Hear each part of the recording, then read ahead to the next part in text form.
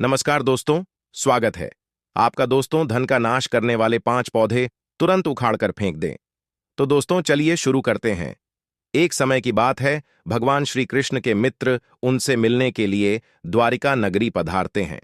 भगवान श्री कृष्ण उनका स्वागत करते हैं और उनके आने का कारण पूछते हैं। भगवान श्री कृष्ण के सखा उनसे कहते हैं, हे केशव, तुम तो सर्वज्ञ हो, सब कुछ जानते हो। आज मैं तुम्हारे पास यह जानने के उद्देश्य से आया हूं कि मनुष्य को किन किन वृक्षों का रोपण करना चाहिए, कौन से वृक्ष भवन के सामने लगाने चाहिए, किन वृक्षों का रोपण करने से दरिद्रता दूर होती है तथा शत्रु रोग, भय, भूत, पिशाच आदि संकटों से बचने के लिए कौन से वृक्ष भवन की सीमा में लगाने चाहिए। भगवान श्री कृष्ण मुस्कुराते हुए कहते हैं, हे शखा, तुमने आज समस्त मानव जाति के कल्याण के उद्देश्य से अत्यंत महत्वपूर्ण प्रश्न किया है। इस संसार में वृक्षों का बहुत ही बड़ा योगदान है। वृक्ष सदा ही पूजनीय है, किंतु आज तुमने उचित ही प्रश्न किया है। भवन की सीमा में वृक्षों को लगाना बहुत ही शुभ फल प्रदान करता है। वृक्ष तथा पौधे भवन की सुंदरता को बढ़ाते अवश्य है, साथ ही यह वातावरण को शुद्ध रखते हैं। वृक्षों से सकारात्मक ऊर्जा का संचार होता है, जो मनुष्य के जीवन के लिए अत्यंत आवश्यक होती है। वृक्ष नकारात्मकता को कम करके वातावरण को अधिक सकारात्मक बनाने का कार्य करते हैं। घर के सामने शुभ पेड़ पौधे लगाने से घर में सुख समृद्धि आती है। साथ ही यह पेड़ पौधे कई प्रकार के वास्तु दोष को नष्ट करते हैं। घर के आंगन में खड़े वृक्ष देवताओं के समान घर की रक्षा करते हैं। हे मित्र, भवन के पास कौन से पौधे लगाने चाहिए और कौन से नहीं, इसके बारे में बताने से पूर्व मैं तुम्हें एक प्राचीन कथा सुनाता हूं, जिससे तुम्हें समझ में आ जाएगा कि वृक्षों का तथा पेड़ पौधों का भवन के पास लगाना कितना शुभ होता है और कौन से पौधे भवन के पास लगाने से दुख एवं दरिद्रता आती है। जो भी मनुष्य इस कथा का श्रवण करता है, उसके सैकड़ों पाप नष्ट हो जाते हैं और उसकी दरिद्रता का नाश होता है। भगवान श्री कृष्ण का सखा कहता है, हे केशव, मैं इस कथा को अवश्य ध्यान से पूरा सुनूंगा, कृपया मुझे वह कथा सुनाओ। भगवान श्री कृष्ण कहते हैं, हे सखा, पूर्व काल की बात है। मध्य देश में एक अत्यंत शोभामान नगरी थी। उस नगरी में धनेश्वर नाम का वैश्य अपनी पत्नी सुमति के साथ निवास करता था। धनेश्वर भगवान विष्णु का भक्त था और वह नित्य भगवान विष्णु की पूजा करता था। धनेश्वर की पत्नी भी सुशील और गृह कार्य में दक्ष थी। घर में धन धान्य की कोई कमी नहीं थी। भगवान की कृपा से उसके पास सब कुछ था। इस प्रकार से अनेक दिन बीत जाने के पश्चात धनेश्वर की जो पत्नी थी, जिसका नाम सुमति था, उसने अपने आंगन में कुछ वृक्षों का रोपण किया और नित्य उन वृक्षों को जल चढ़ाकर उनकी सेवा करने लगी। किंतु धनेश्वर की पत्नी को वृक्ष रोपण का ज्ञान नहीं था। उसे जो वृक्ष प्रिय लगे, उन्हीं वृक्षों का रोपण उसने किया।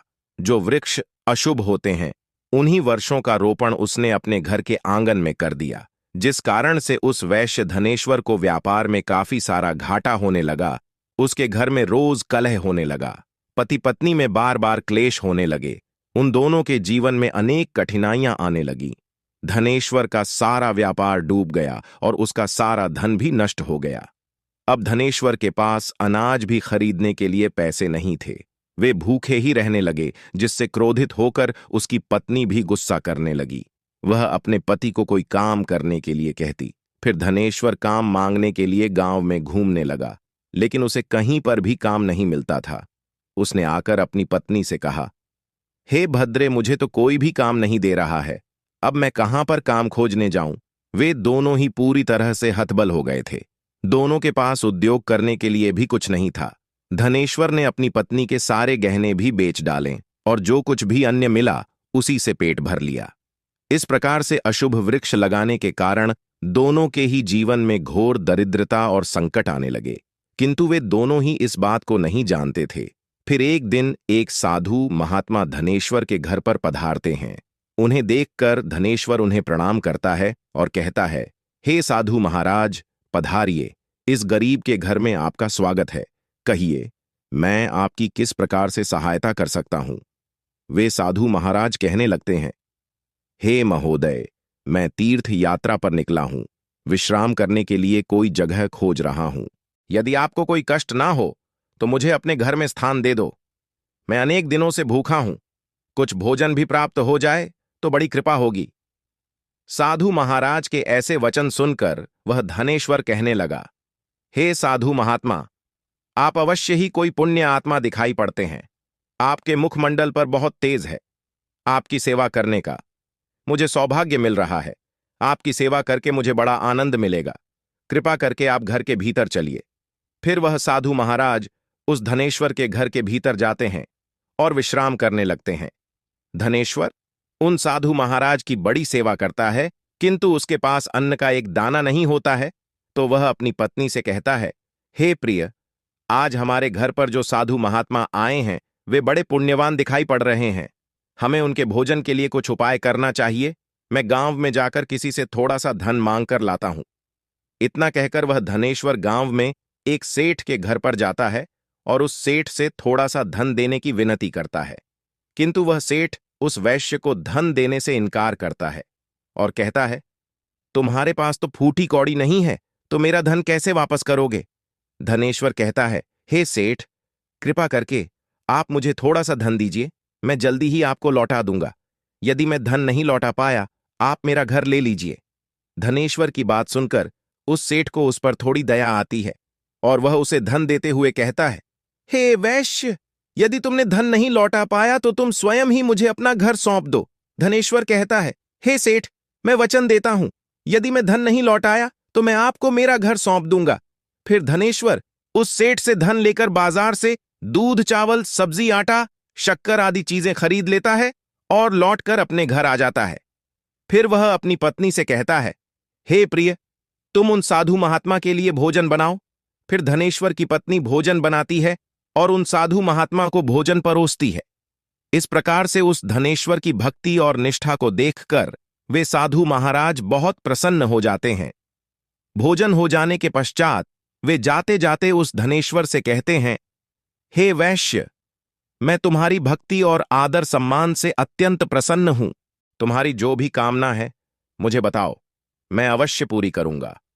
तब वह धनेश्वर कहता है, हे महात्मा, आपका आशीर्वाद ही हमारे लिए सब कुछ है, किंतु मैं आपसे यह जानना चाहता हूं कि किस पाप के कारण मुझे दरिद्रता का दुख भोगना पड़ रहा है। हमने तो भगवान विष्णु की भक्ति की है, फिर हमारे जीवन में दरिद्रता क्यों आई है? इसका क्या कारण है? और इस दरिद्रता को दूर करने के लिए मुझे क्या उपाय करना चाहिए?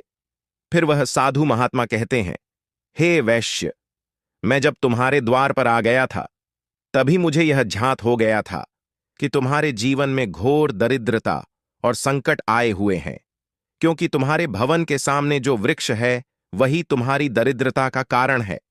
इसीलिए तुम इन वृक्षों को हटाकर उनके स्थान पर शुभ पौधों का रोपण करो।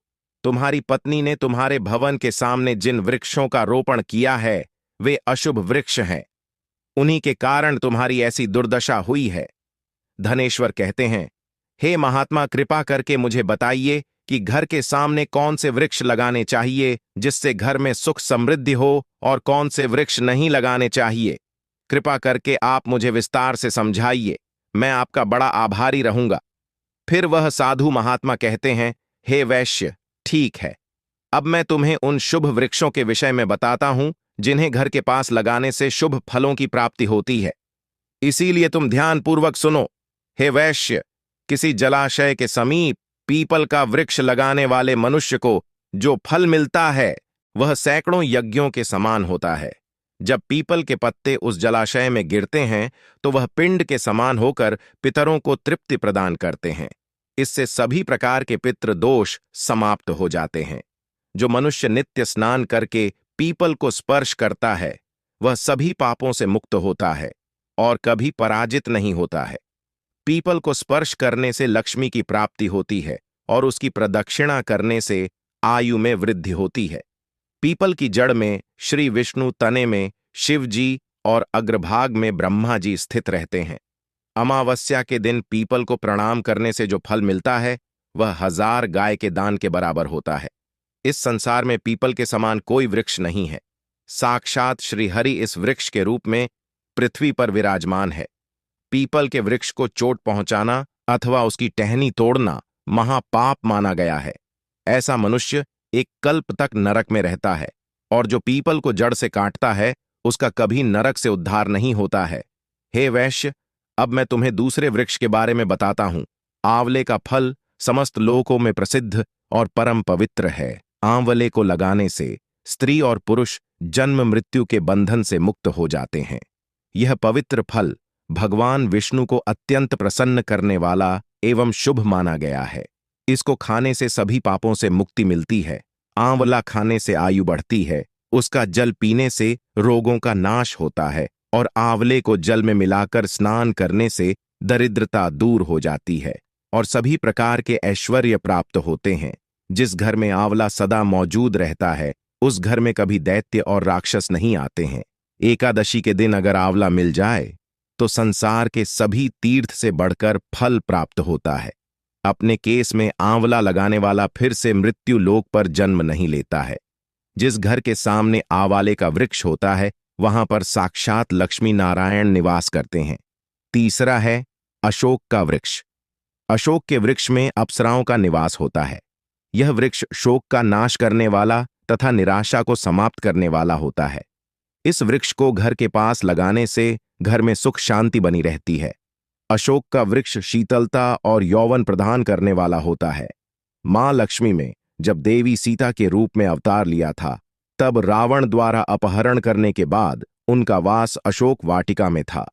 अशोक के वृक्ष ने मां सीता की बहुत सेवा की थी, इसीलिए मां सीता ने अशोक वृक्ष को यह वरदान दिया था कि जिस भी स्थान पर यह वृक्ष होगा वहां पर उनका सदैव ही निवास होगा। चौथ है पाखड़ का वृक्ष। प्रत्येक मनुष्य को पाखड़ का वृक्ष अवश्य लगाना चाहिए। यह वृक्ष लगाने से जो फल मिलता है वह महायज्ञ के समान होता है। कलयुग में मनुष्य यज्ञ नहीं कर पाएंगे, इसीलिए उन्हें एक पाखड़ का वृक्ष अवश्य लगाना चाहिए। पांचवा है नीम का वृक्ष। नीम का वृक्ष लगाने से सूर्य देव प्रसन्न होते हैं। नीम का वृक्ष आयु प्रदान करने वाला माना गया है। इसे घर के पास लगाने से नाना प्रकार के रोगों से छुटकारा मिलता है। मां लक्ष्मी को नीम के पत्ते अत्यंत प्रिय होते हैं, इसीलिए वह नीम के वृक्ष के पास निवास करती है। घर के सामने नीम के वृक्ष का रोपण करने से धन संपत्ति की प्राप्ति होती है। छठा है जामुन का वृक्ष। यदि कोई मनुष्य कन्या प्राप्ति की कामना करता है तो उसे जामुन का वृक्ष अवश्य लगाना चाहिए। जिस मनुष्य के घर के सामने जामुन का वृक्ष होता है उसके घर में कन्या का जन्म होता है, जो कुल का गौरव बढ़ाती है। सातवां है बेल का वृक्ष। बेल के वृक्ष में भगवान शिव और गुलाब में देवी पार्वती का निवास है, इसीलिए अगर बेल के वृक्ष के पास गुलाब का पौधा लगाया जाए तो शिव पार्वती का आशीर्वाद प्राप्त होता है। उस घर में कभी दुख दरिद्रता नहीं आती है, उस घर में कभी अकाल मृत्यु नहीं होती है और कोई स्त्री विधवा नहीं बनती है। आठवां है नारियल का पेड़। नारियल का पेड़ लगाने से पुरुष अनेक स्त्री का पति बनता है।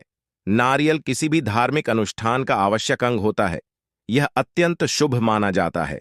घर के आंगन में नारियल का पेड़ होने से उस घर में हमेशा शुभता होती है और उस घर के सदस्यों का समाज में बहुत मान सम्मान होता है। सुंदर पत्नी की कामना करने वाले मनुष्य को अनार का वृक्ष लगाना चाहिए। पलाश का पेड़ ब्रह्म तेज प्रदान करता है, इसीलिए इसका रोपण अवश्य करना चाहिए। वंश वृद्धि और संतान प्राप्ति की कामना करने वाले मनुष्य को अंकोल का वृक्ष अवश्य लगाना चाहिए। अगर मनुष्य किसी बीमारी से पीड़ित है तो उसे खैर का वृक्ष लगाना चाहिए। खैर का वृक्ष लगाने से बड़े बड़े रोग नष्ट हो जाते हैं।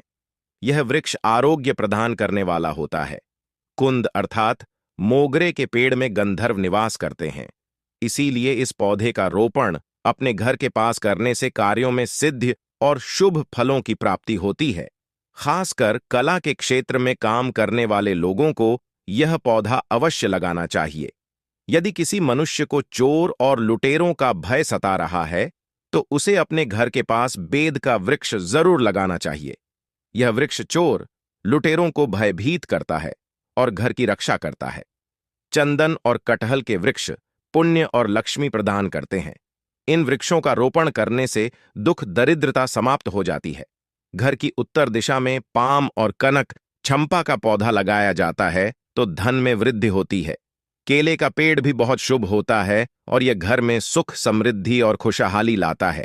केले के पेड़ में भगवान विष्णु का वास होता है। इसीलिए घर में केले का पेड़ होने से घर में धन की कमी नहीं होती है। हर श्रृंगार के पौधे को पारिजात भी कहा जाता है। इस पौधे की उत्पत्ति समुद्र मंथन के समय हुई थी और मां लक्ष्मी भी समुद्र मंथन से ही प्रकट हुई है। इसीलिए पारिजात के पौधे का बहुत अधिक महत्व है। यदि इस पौधे को अपने घर पर लगाते हैं तो आपको मां लक्ष्मी की विशेष कृपा प्राप्त होगी। मनुष्य को कभी भी ताड़ का वृक्ष नहीं लगाना चाहिए। ताड़ का वृक्ष संतान का नाश करने वाला होता है। जिस घर के पास ताड़ का वृक्ष होता है उस घर के संतानों की कभी उन्नति नहीं होती है। मनुष्य को कभी भी अपने घर के पास भेड़े का वृक्ष नहीं लगाना चाहिए। हे वैश्य, इस प्रकार से मैं तुम्हें इन सभी शुभ और अशुद्ध वृक्षों के विषय में बता दिया है। इसीलिए तुम इन वृक्षों का रोपण करो, भगवान की कृपा को प्राप्त करो। वह धनेश्वर कहता है, हे महात्मा, आपने आज मुझे उत्तम ज्ञान दिया है, मैं आपका धन्यवाद करता हूं। फिर वे साधु महात्मा धनेश्वर को आशीर्वाद देकर उस स्थान से अंतर्ध्यान हो जाते हैं। साधु महात्मा को अचानक से अदृश्य हुआ देखकर धनेश्वर और उसकी पत्नी को आश्चर्य होता है। फिर उन्हें समझ में आ जाता है कि साक्षात भगवान विष्णु ही उनके घर पर आए थे। फिर धनेश्वर उन साधु महात्मा के कहे अनुसार अपने घर के सामने अनेक शुभ वृक्षों का रोपण करता है, जिससे अचानक ही उसे बहुत सारे धन की प्राप्ति होती है और उसकी दरिद्रता दूर हो जाती है। धनेश्वर और उसकी पत्नी भगवान विष्णु को धन्यवाद करने लगते हैं। भगवान श्री कृष्ण कहते हैं, हे सखा, इस प्रकार से मैं तुम्हें शुभ और अशुभ दोनों प्रकार के वृक्षों के बारे में बताया है। अब तुम भी जाकर अपने भवन के पास इन वृक्षों का रोपण करो। तो दोस्तों, इस प्रकार से भगवान श्री कृष्ण ने भवन के पास लगाए जाने वाले शुभ और अशुभ वृक्षों के बारे में बताया है। उम्मीद है आपको यह कथा पसंद आई होगी।